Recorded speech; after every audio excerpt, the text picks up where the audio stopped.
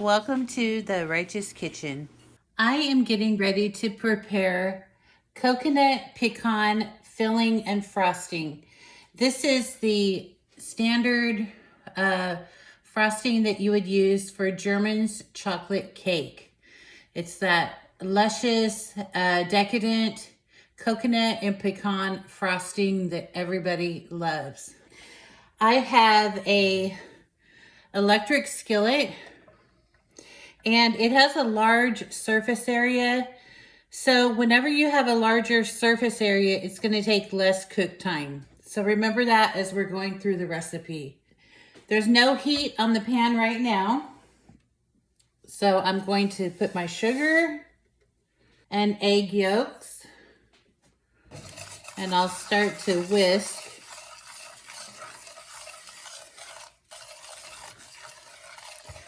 And I am using evaporated milk. Evaporated milk is the thin milk. It's not the thick, sweetened, condensed milk. I am making a double recipe.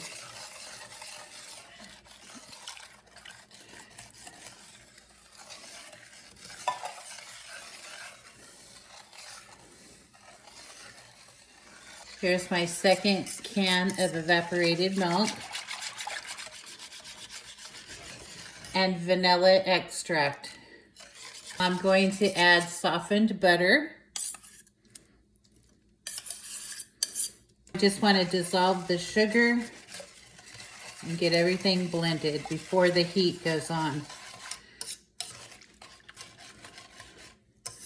Okay, once the heat goes on, we have to stay right here with it. This mixture is going to get hot and bubbly. Now, the recipe says it'll take about 12 minutes. Like I said, I'm using a larger surface pan, so it shouldn't take 12 minutes. All you're wanting to do is cook this till it gets thick and golden brown. You don't want to burn it. So as it starts to turn golden brown, stop cooking it. I just turned the heat on to medium high. It's at 350 degrees. And I am going to just stir it just like this until it thickens up. Now, to me, golden brown isn't going to be much different than this right here. It's not brown, it's golden, so it has that gold color to it. So mainly, you just want this to thicken up. So in the picture there, it's golden. It's like a honey color. Not too brown, more gold to it. So when it gets thick, we'll know it's done. Off to the side, I have pecans chopped, and I have coconut, sweetened, shredded coconut. I'm going to tell you a story here. This coconut pecan filling was a favorite of my dad's. It's also a favorite of my husband's. So the other night I went to bed, and as soon as my head hit the pillow, I said, I'm going to Google the name of my dad's bar. Now, my dad was a bartender, and he owned his own bar back in the 40s and the 50s. It was a really happening bar. You know, they have live music. He was the bartender. I've heard several people that went there back in the day. They had dancing. A friend of mine's mom said she used to dance on the tables. So that's the kind of place it was. It was just a fun place. Everybody hung out, listened to live bands, danced the night away. And this was happening in the 40s and the 50s, long before I came along. So I laid down, and a thought just come into my head. Google that bar. because I'd always heard about it, but the bar was demolished. It seen its time. It was demolished. I never got to see the actual bar. I only ever saw an empty lot where the bar used to be. So I Googled it, and right away the first hit that came up off of Google was an auction on eBay. So I go to look at the auction, and there's a matchbook from my father's bar. It had my dad's name on it, the address, the name of the bar.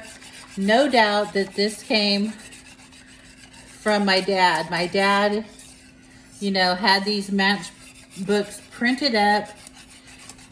He had his hands over them. He ordered them. He set them out in his bar for his customers to have matches. This is a connection to my father that was on auction at eBay, of all places. And it, you know, it's not a world famous bar or anything, but there it was, that matchbook. And I said, I am going to buy this. And I told everyone in the family, and they're like, oh, wow, that's amazing. You know, you better buy it. And they're like, are you going to buy it? And I'm like, yeah, I'm going to buy it. No doubt. So I went to buy it, and the storefront from eBay was on vacation mode, so they wouldn't be back for 2 or 3 days. And boy, that was the longest 2 or 3 days. I kept going to the auction and clicking on it. Are they back? Are they black? Will my shopping cart go through? You know, because all I wanted to do was just pay for it. And I couldn't because the storefront was turned off. So that was a long 2 days to wait to be able to buy the matchbook. But I stuck with it, and I got it, you guys. I bought it, and I'm just waiting. I need to turn this down. I don't want this to bubble over, so I'm turning it down to 200. And I might even go lower. Might do 150. We're gonna do 150. See how it's already thick? And I'm probably not gonna go much further than this, because by the time I add the pecans and the coconut, this is gonna thicken up even more. But it's getting golden, I would say. I'll do it just a little bit more.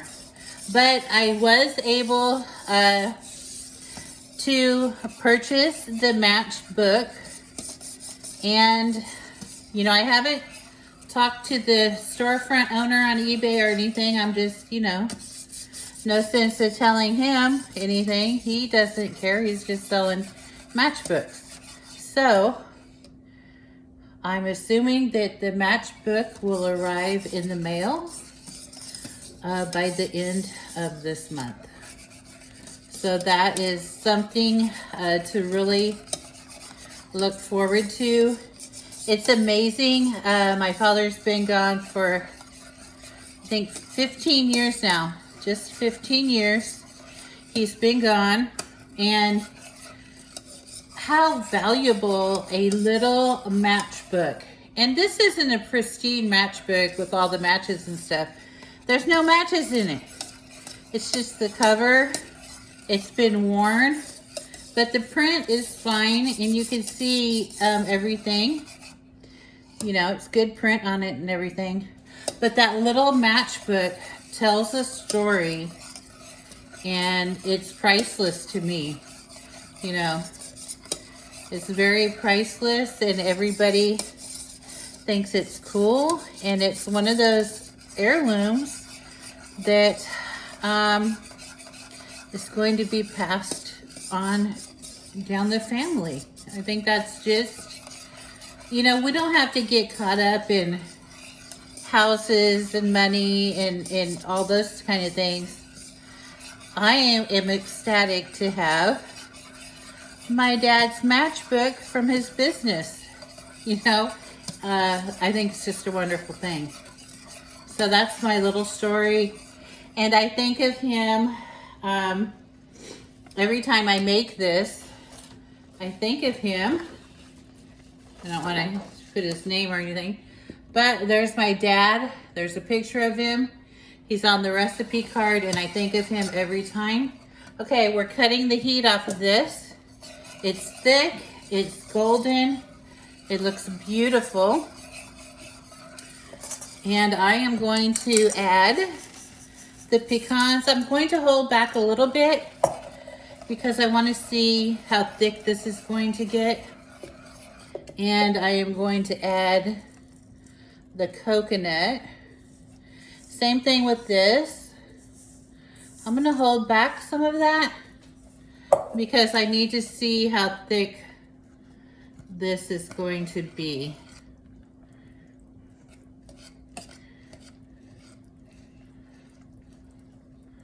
But look at that, it's looking good.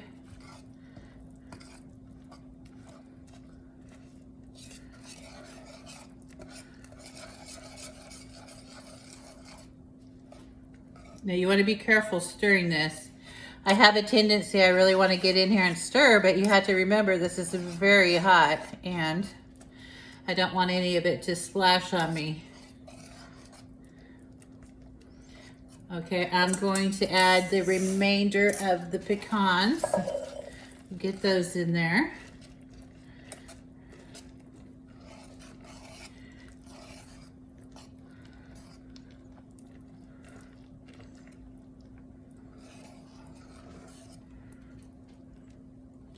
All right, now a little more of the coconut.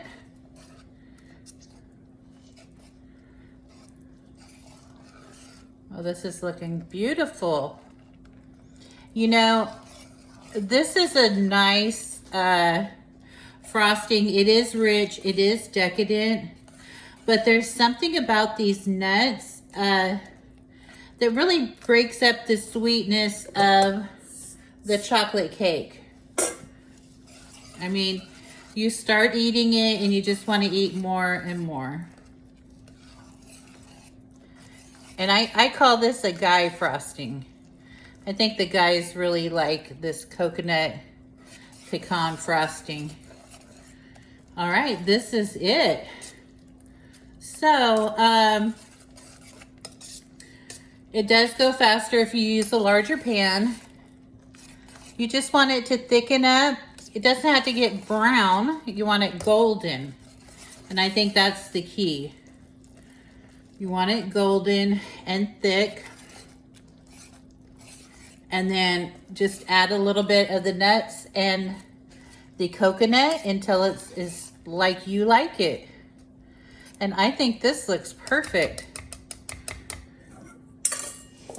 Ooh, nice. Now this thickens as it cools. So you want to let it cool before you frost your cake. Cakes are hard enough to frost anyway. You don't want this, you know, slipping and sliding all over you. And I'm probably going to have a lot of frosting left over, so that's okay.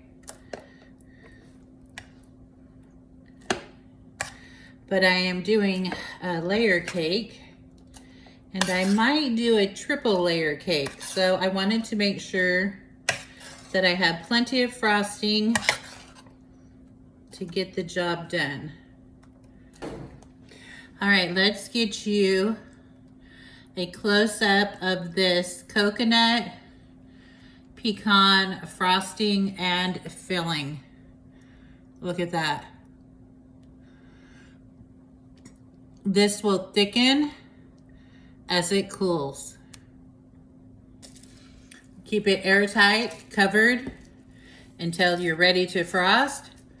I am going to keep this on the counter until tomorrow, and then I'll frost the cake. Or you can refrigerate it. Thanks for watching The Righteous Kitchen. Make sure to follow me on Facebook Instagram,